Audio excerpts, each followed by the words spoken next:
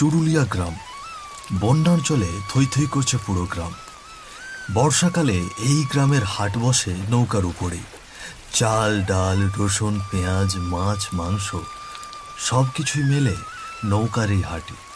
দূর দূরান্ত থেকে দোকানিরা নৌকায় করে এসব নিয়ে আসেন হাটে। দিনটা ছিল শনিবার। সকাল থেকেই মুষলধারে বৃষ্টি হচ্ছিল। বিকেলের পর বৃষ্টিটা থামায় হারান জেলে তার নৌকায় কিছু মাছ নিয়ে যাচ্ছেন চুরুলিয়া গ্রামের ভাসমান হাটটিতে।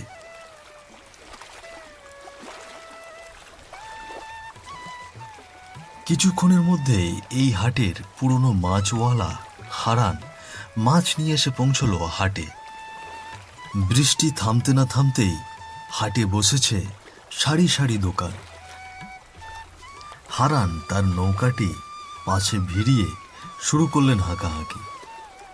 মাছ দিয়ে যাও গো, তাজা মাছ, রুই কাতলা পুঁটি বোয়াল কই যা চাইবে তাই পাবে। মাছ মাছ মাছ। হারানের হাঁকাহাঁকি শুনে সেখানে নৌকা নিয়ে এগিয়ে এলেন মধুমাঝি। সে নৌকায় দাঁড়িয়ে গ্রামের মোড়ল হরিপ্রসাদ সেন। তিনি মাছের দিকে তাকিয়ে বললেন, সে কি রে আরু, আজ দেখছি মাছগুলো একটু পচা পচা লাগছে। কবেকার মাছ নিয়ে এসেছিস হাটে? সে কি বলেন কর্তা মশাই, ভোরবেলার মাছ।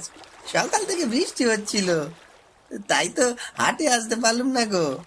আর আপনারে কি আমি পচা মাছ দিতে পারুম? সে সাহস কি আমার আছে কর্তা মশাই?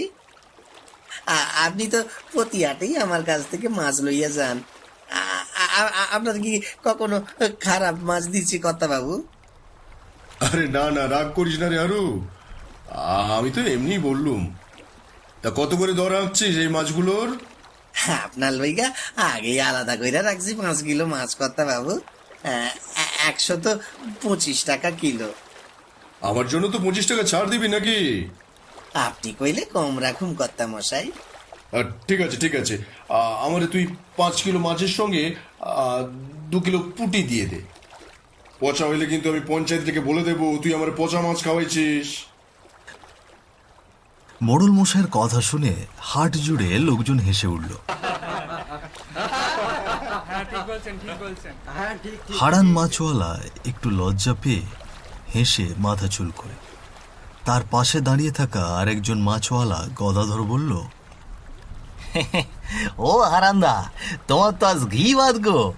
মোড়ল মশাই নিজের হাতে তোমার থেকে মাছ কিনলো গো, আর আমার কপাল হইল গিয়ে এই বৃষ্টির জলে ধোঁয়া। বর্ষার জলে হাসাহাসির একটু ঝলক উঠল। সন্ধ্যা নামতে শুরু করেছে। আকাশে তখনও কালো মেঘ ছোটাছুটি করছে, মাঝে মাঝে বিদ্যুৎ চমকাচ্ছে। আকাশটা ভারী গম্ভীর হয়ে আছে, যেন কিছু একটা ঘটতে চলেছে। হাটে আসা লোকগুলো বাড়ি ফিরতে শুরু করেছে। আবার কিছু দোকান গুছিয়েছে ফিরে যাওয়ার জন্য। আর হারান মাছওয়ালার অল্প কিছু মাছ আছে, সে বেচে বাড়ি ফিরবে। আকাশটা কালো মেঘে ঢাকা পড়েছে রে, আবার কখন জানি বৃষ্টি নামবে। আকাশটা ভালো ঠেকতেছে না, মনে হচ্ছে কিছু একটা এক্ষুনি ঘটবে। আর কয়টা মাছ বাকি আছে রে, বেচা হইয়া গেলেই বাড়ি ফিরুম রে কথা। তোমার তো অল্প কিছু মাছ আছে গো হারান্দা, আমার তো অনেক মাছই থাইকা গেল। হাটে সব মানুষই তো বাড়ি ফিরবার লাগছে, কি আর মাছ কিনবো কও। আর তা তুমি থাকলে থাকো গো হারান্দা, আমি এখনই বাড়ি ফিরে যাবো গো। আকাশটা দেখতেছো না কেমন গম্ভীর হয়ে আছে। কথা শেষ করেই সেখান থেকে গদাধর বাড়ির দিকে নৌকা নিয়ে রওনা দিল। আর হারান মাছওয়ালা আর একটু অপেক্ষা করছে, আর কিছু মাছ আছে যদি বেচা যায়। তখন সন্ধে গড়িয়ে গেছে। হাটে আর কেউ নেই দেখে নৌকায় একটি লণ্ঠন জ্বালিয়ে হারান রওনা দিল বাড়ির দিকে। ঠিক তখনই আকাশ ভেঙে বৃষ্টি পড়তে লাগলো। লণ্ঠনটা বৃষ্টির জলে নিভে গেল। বৃষ্টির বেগ আজ অন্যরকম। আকাশটা গুড়মুড় করে ডাকছে। বিলের ধারে রাস্তার পাশে বাঁশ বাগান থেকে আচমকা শিয়ালগুলো একসঙ্গে হুক্কা হুয়া করে ডেকে উঠছে।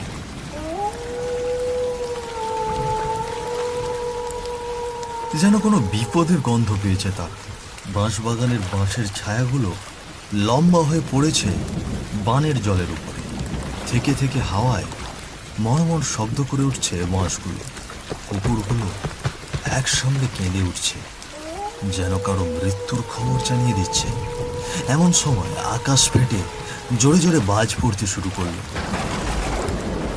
পরপর দুটো বাজ পড়ল দূরের কোথাও। আকাশ থেকে বিদ্যুতের ঝলকানি হারানের গায়ে এসে পড়ছে অদ্ভুতভাবে, আর বাতাসে জলের ঢেউ বইছে উল্টো দিকে। নৌকা সামনে এগোনো অসম্ভব হয়ে পড়ছে। সে খুব দ্রুত নৌকা ঠেলা শুরু করে, কিন্তু কিছুতেই সামনে এগোতে পারছে না। এমন পরিস্থিতি দেখে হারানের ভিতরটা কেঁপে উঠল। এ ভগবান, এ কেমন দুর্যোগ শুরু হইল গো! এত বৃষ্টি, এত ঝড়, আমি সামনের দিকে যে নৌকা ঠেলতে পারতেছি না। যত ঠেলি নৌকা যেন উল্টো দিকে যাইতেছে। জলের স্রোত এত জোরে বইতাছে, মনে হইতাছে নৌকাটি এখনই উল্টে পড়বো। ঈশ্বর, আমি এখন বাড়ি ফিরুম কেমনে? না না, আশেপাশে তো কাউকে দেখতেছি না। আজকে যে কি ঘটতে চলেছে তা ভগবানই জানে। আমার ভীষণ ভয় করতেছে। আর একটুখানি গেলেই সামনের রাস্তা। ভগবান, তুমি আমারে রক্ষা করো, রক্ষা করো, রক্ষা করো গো, রক্ষা করো। এমন দুর্যোগ দেখে হারানের মনে ভয় ধরে গেছে। বুকের ভেতর কম্পন উঠছে। সে খুব দ্রুত নৌকা ঠেলছে বাড়ি ফেরার জন্য, কিন্তু কোনো কিছু যেন তাকে পেছন থেকে টেনে ধরেছে। কিছুতেই সামনে এগোতে পারছে না। মনে হচ্ছে হারানের নৌকাকেও টেনে পিছিয়ে নিয়ে যাচ্ছে। আর ঠিক সেই মুহূর্তেই বিকট শব্দে আর একটা বাজ পড়ল হারান মাছওয়ালার ঠিক মাথার উপর।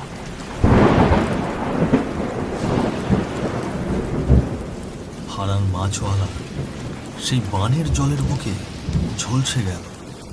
কেউ দেখতে পেল না তার মৃত্যু, কিন্তু বাঁশবাগানের মধ্য থেকে শেয়ালগুলো একসঙ্গে চিৎকার করে ডেকে উঠছে, যেন কারো মৃত্যুর খবর পৌঁছে দিচ্ছে। সে আস্তে আস্তে নৌকার উপর ঢলে পড়ল।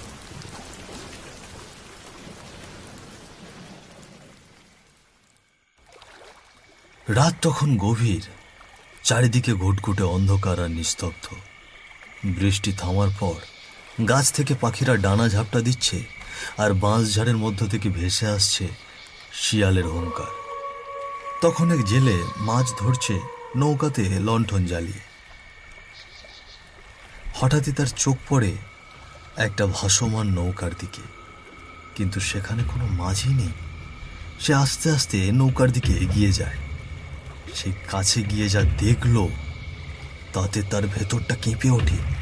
শরীর ঠান্ডা হতে শুরু করে, যেন চোখে ভয়ঙ্কর কিছু দেখে ফেলেছে।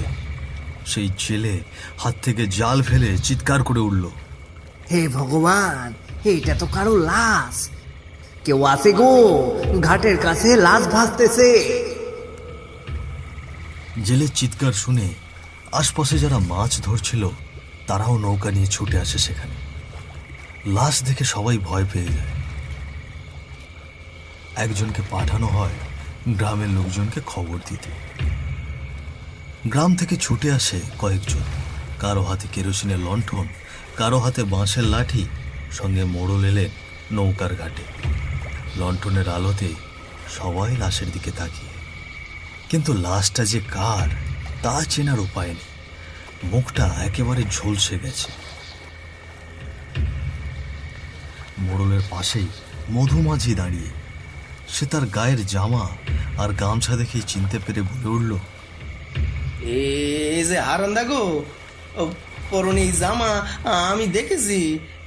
আর কাঁধে ওই লাল গামছাটা, হ্যাঁ, হারান্দার গো। আরে মধু, আমিও দেখেছি সন্ধ্যায় মাছ কেনার সময়। এটা তো হারান রে, বেচারের মাথায় বাজ পড়েছে রে মধু। দেখছেন কর্তা বাবু, মুখখানে চেনা যাইতেছে না, কেমন ঝলসে গেছে। হাটের মধ্যে তার লোকে কত হাসাহাসি হইল, আর এর মধ্যে আগো লোকটা খুব ভালো মানুষ ছিল, কতদিন থেকে হাটে মাছ বিক্রি করে, কখনো কারোর লোকে খারাপ ব্যবহার করেনি। কত কিছুই যে লইয়া গেল এই বর্ষা। এখন এই লাশটারে ওর বাড়িতে পৌঁছে দেওয়ার ব্যবস্থা কর। দক্ষিণ পাড়ে ওর বাড়ি, সেখানে ওর পরিবার থাকে রে, ওখানেই দিয়ে আয়। মোড়ল মশাইয়ের কথা মতো হারানের লাশ ছইওয়ালা নৌকাতে তুলে রওনা দিলেন মধুমাঝি আর ছেলে। আকাশটা কালো মেঘে ছেয়ে আছে তখন, চারিদিকে কেমন যেন গা ছমছমে একটা নীরবতা। নৌকা ধীরে ধীরে এগিয়ে চলল দক্ষিণ পাড়ার দিকে। চারপাশে কিছু দেখা যায় না, শুধু শোনা যায় জলের ঢেউ আর নৌকার তলায় ধাক্কা খাওয়া ছলাৎ ছলাৎ শব্দ, আর বাঁশ বাগানের শুকনো পাতাগুলো বাতাসে উঠছে। তখন মনে হয় বাঁশ বাগানে কিছু একটা নড়ছে। মধুমাঝি চুপচাপ নৌকা ঠেলছে, আর জেলে ছইয়ের বাইরে বসে আছে। তাদের মুখে কোনো কথা নেই, কেমন জানি থমথমে ভাব।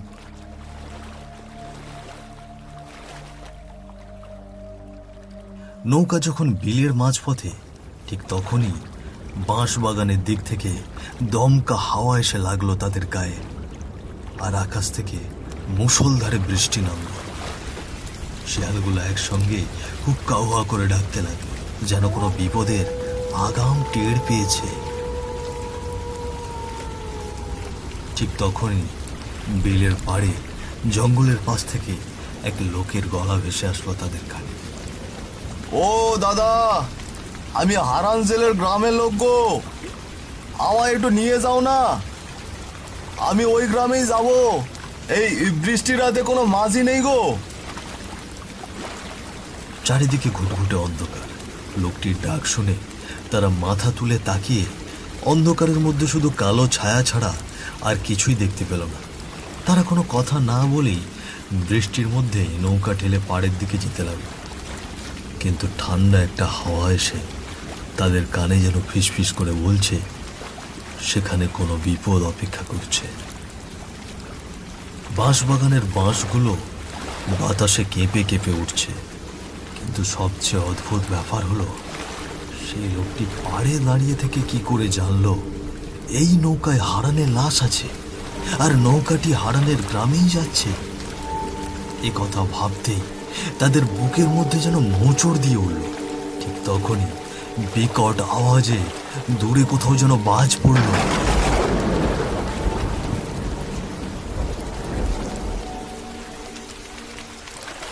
তারা ভয়ে ভয়ে নৌকাটি পাড়ে দাঁড় করাতেই লোকটি ধর্মর করে নৌকায় উঠে পড়ল। আপনি কেমনে জানলেন আমরা হারান্দার গ্রামে যাচ্ছি? মাঝির কথায় লোকটি কোনো উত্তর দিলেন না। লোকটি নৌকায় পা দিতেই কেমন জানি একটা ঠান্ডা হাওয়া বয়ে গেল। লোকটি অদ্ভুতভাবে ছইয়ের নিচে গিয়ে লাশের পাশে বসে পড়লেন। চারিদিকে ঘুটঘুটে অন্ধকার, লোকটির চেহারা ভালো করে দেখা যাচ্ছে না। লোকটি সেখানে বসতেই একসঙ্গে অনেকগুলো কুকুর ঘেউ ঘেউ করে ডেকে উঠল, যেন কোনো অশরীরই দেখে ফেলেছে তারা। নৌকাতে মধুমাঝি আর জেলে শুধুই মুখ চাওয়াচাওয়ি করছে, কেউ কিছুই বলছে না। তাদের কাছেও বিষয়টা কেমন জানি অদ্ভুত লাগছে।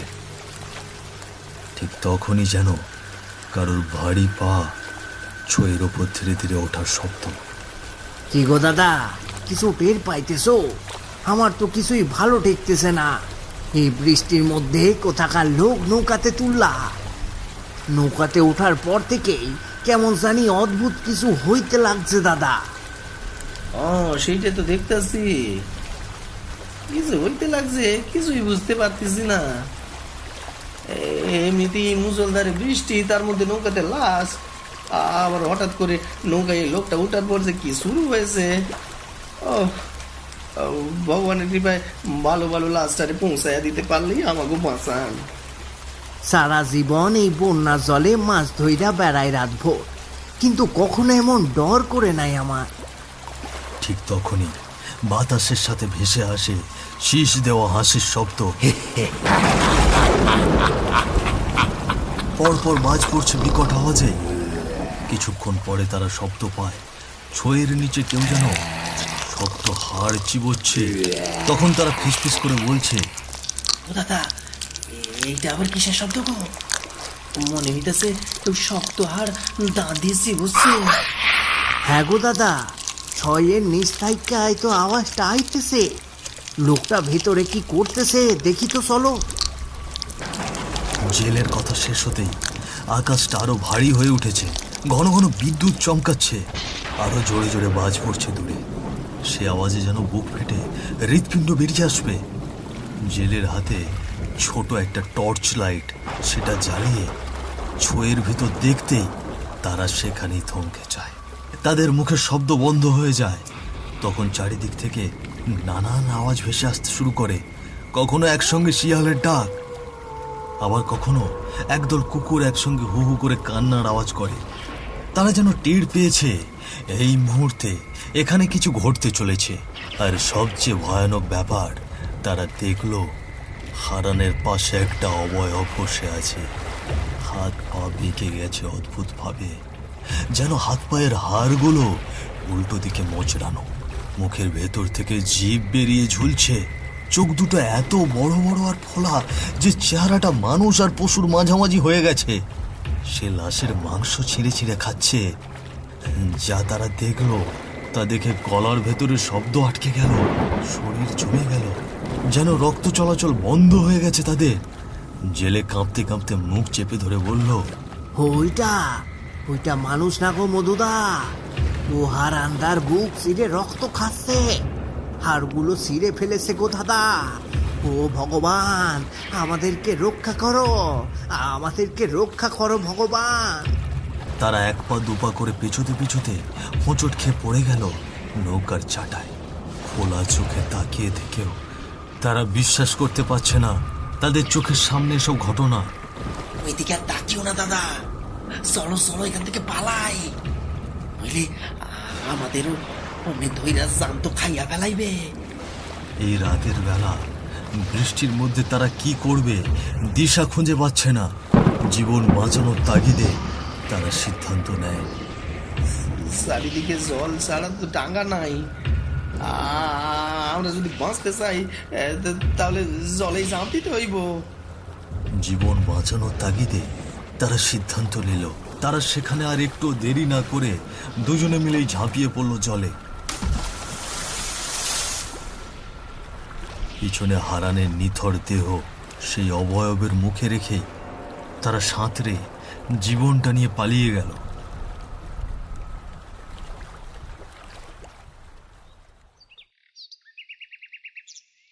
ভোর হলেও অন্ধকার এখনো পুরোটা কাটেনি। গ্রামের কিছু লোক মাছ ধরতে আসে। তারা দেখতে পায় বিলের এক কোণে বাঁশঝাড়ের কাছে ছইওয়ালা নৌকা জলে ভাসছে। তারা সেখানে গিয়ে দেখে হারানের মৃতদেহ পড়ে আছে ছইয়ের নিচে। তবে সে দেহটা আর স্বাভাবিক নয়। বুকের মাঝখানে ছেঁড়া পাঁজরের হাড়গুলো বেরিয়ে এসেছে, যেন শিয়াল কুকুরে খুবড়ে খেয়েছে। তা দেখে সেখানে মোড়লকে ডেকে লাশটিকে চিতায় নেওয়া হয়। চিতার আগুনের ধোঁয়া আকাশ ছুঁয়ে যাচ্ছে। সবাই নিস্তব্ধ, আবার কারো চোখে জল। কেউ কোনো কথা বলছে না। শুধু দূরে একটা শিয়াল আবার ডেকে ওঠে, হুক্কা হুয়া করে।